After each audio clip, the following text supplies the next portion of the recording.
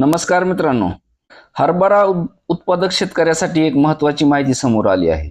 हरभरा हमी भावात विक्री करण्यासाठी नाफेड नोंदणी करणे आवश्यक आहे आणि या नोंदणीची मुदत आता लवकरच संपणार असून लवकरात लवकर नोंदणी करून घ्यावी असे आवाहन कृषी विभागाकडून करण्यात आले आहे.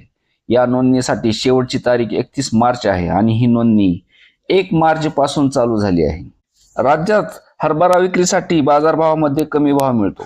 या अडचणीत सापडलेल्या हरभरा उत्पादक शेतकऱ्यासाठी दिलासादायक निर्णय शासनाकडून घेण्यात आलेला आहे. शासनाने जाहीर केलेल्या हमी भावानुसार 1 मार्च 2026 पासून नवीन हरभऱ्याची नोंदणी व खरेदी सुरू झाली आहे.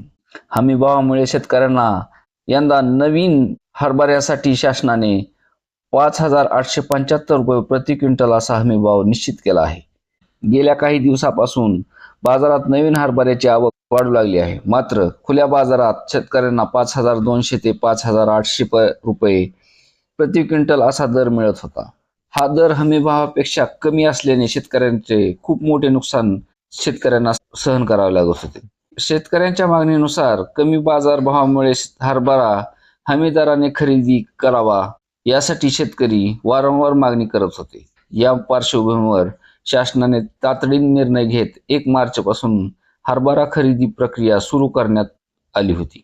पण ज्या शेतकऱ्यांनी हरभरा विक्रीसाठी नाफेडकडे नोंदणी केलेली नाही अशा सर्व शेतकऱ्यांनी आता तुम्हाला नोंदणी ही करावी लागणार आहे.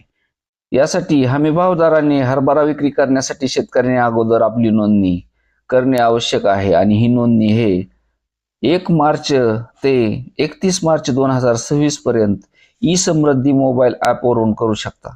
तर ही नोंदणी करण्यासाठी आजच ई समृद्धी या ॲप्लिकेशनवरून आपली नोंदणी करून नाफेड हरभरा नोंदणीसाठी ई समृद्धी मोबाईल ॲप्लिकेशनवर नोंदणी करण्याची प्रक्रिया ही पूर्ण करावी. ही प्रक्रिया अत्यंत सोपी आहे आणि त्यामुळे जे शेतकरी ह्या नोंदणी करण्याचे राहिलेले आहेत अशा सर्व शेतकऱ्यांनी नोंदणी करून घ्यावी असे आवाहन कृषी विभागाकडून करण्यात आले आहे. धन्यवाद.